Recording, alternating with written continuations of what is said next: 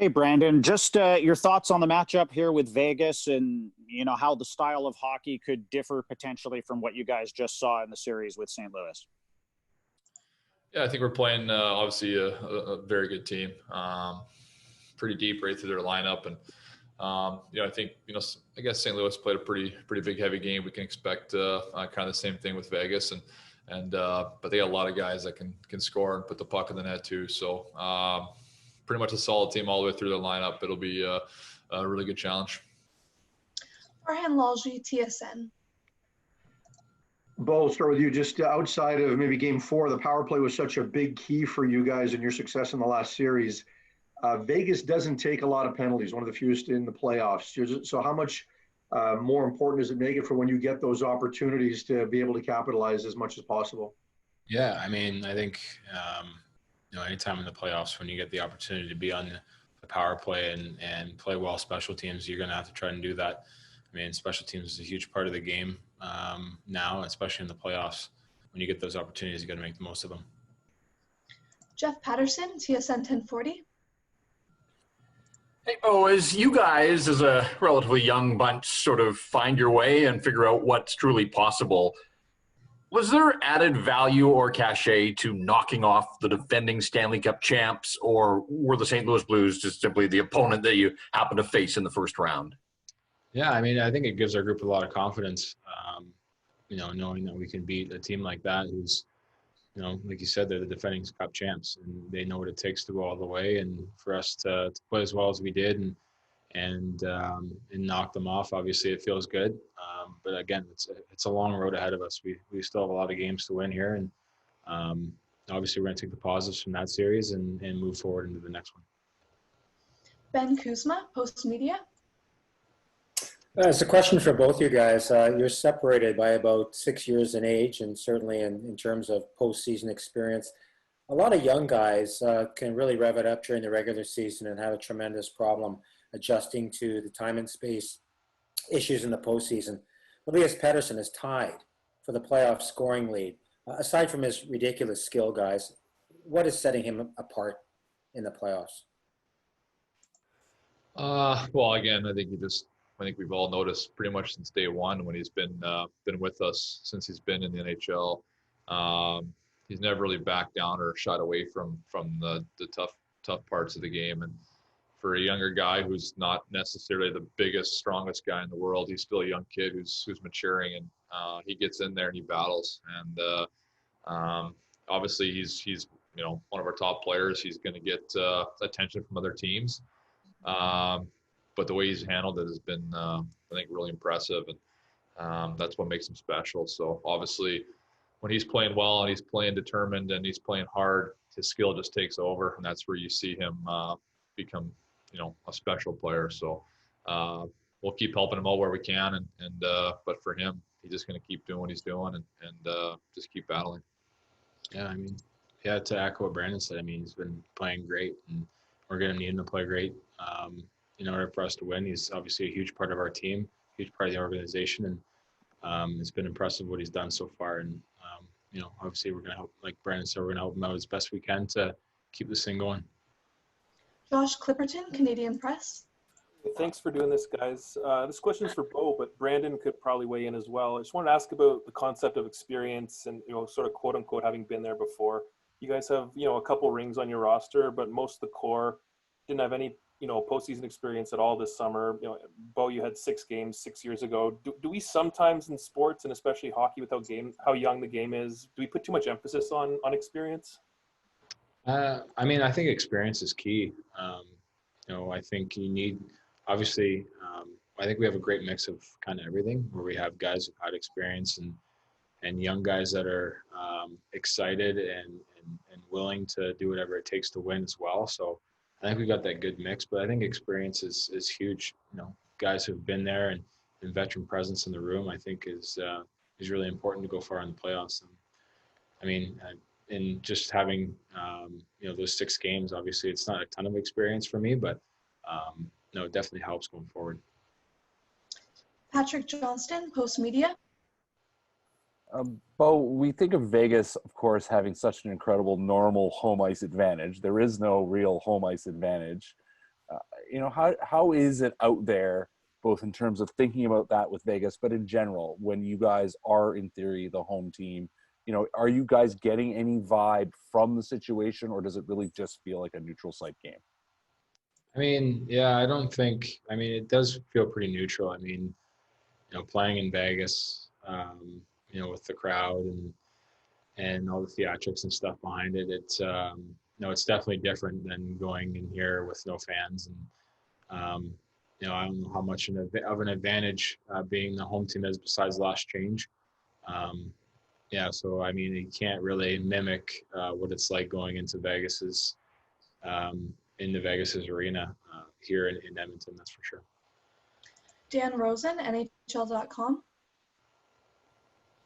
Yeah, this is for Bo. It can be cliche to say you're driven more to win when you're the underdog. It's because it's said pretty much every year. But here you guys are having the season you had when it wasn't necessarily expected of you. You just knocked off the defending champs, and now you're playing the team that went to the Cup final 2 years ago. So, I mean, is it true? Does being the underdog create a drive that carries into your play? Yeah, I mean, I think it definitely, when you hear rumblings of us being the underdogs, obviously it's just you want to prove people wrong. I think that's a lot of what drives people is proving people wrong and proving to yourself that you can do it. And I think we've done a good job of that so far. And we have a lot of confidence as a group going forward here. Obviously, we know we're going to be playing a really good hockey team. We just played a really good hockey team. So we got to be ready to go here for tomorrow night. Jim Morris, CBC Sports.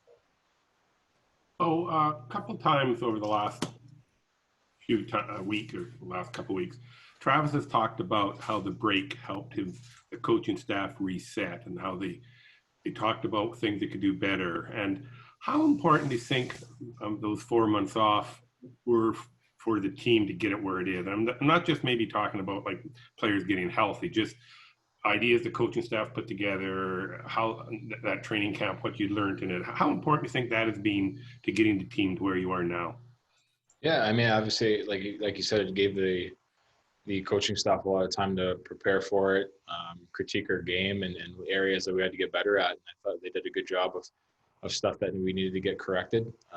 We worked on it all camp for those whatever week and a half, 2 weeks, and kind of tried to perfect those things that we needed to work on. And obviously, it's been working so far, and we just got to continue to keep getting better. Jackie Spiegel, Sporting News. Hi guys, if you could both weigh in, I was just wondering if you could talk about Travis's leadership and the impact he's had on this team as the head coach.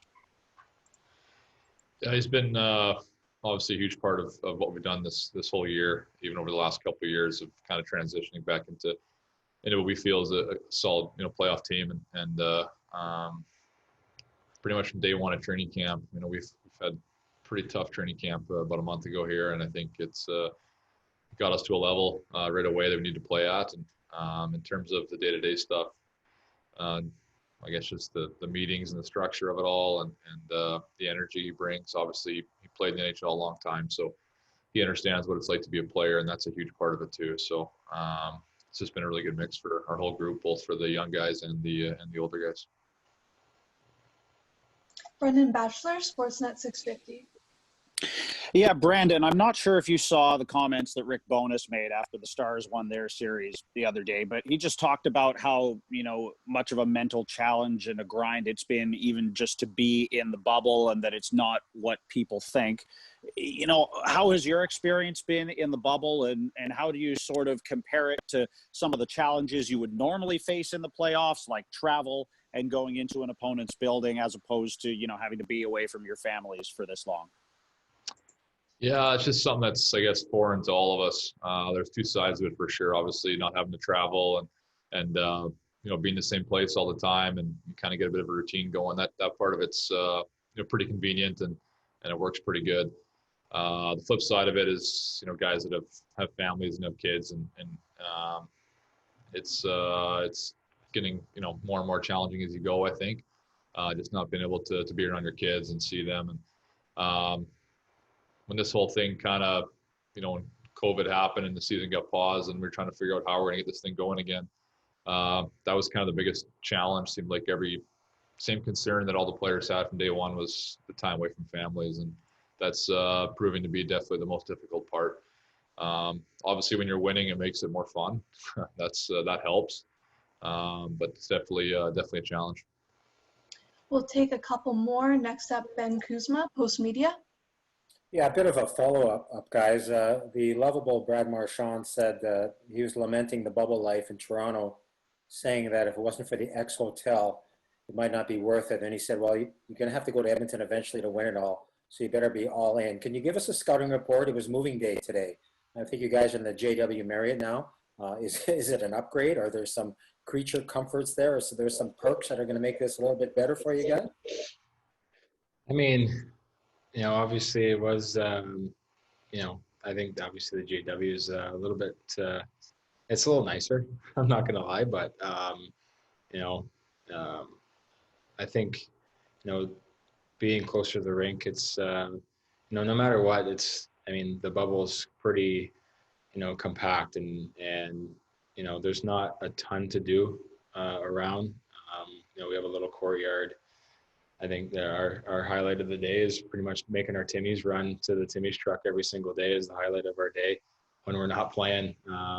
But really, the escape from all of it is playing the game.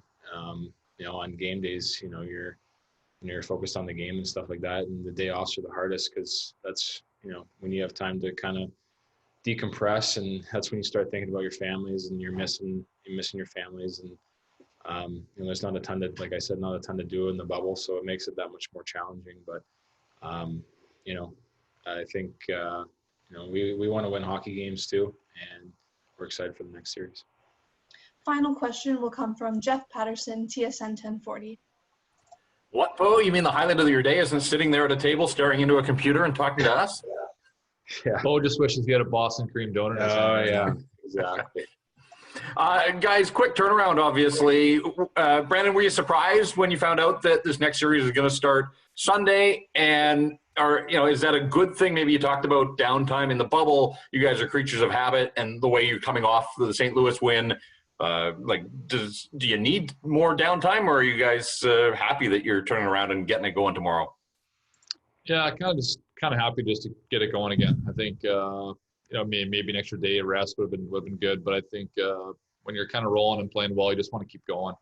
I think everyone seems to be, obviously when you're winning, you feel confident, and I don't feel like doing too many days of practice. I'm ready to keep playing. So I think I think we didn't really know what it was going to look like going forward, and then when we seen the announce that Dallas and Colorado were starting up today, we kind of had a feeling we were going to be playing Sunday, whether it was a game 7 or a game 1. So we were prepared for it all the way through, and just excited to get it going again.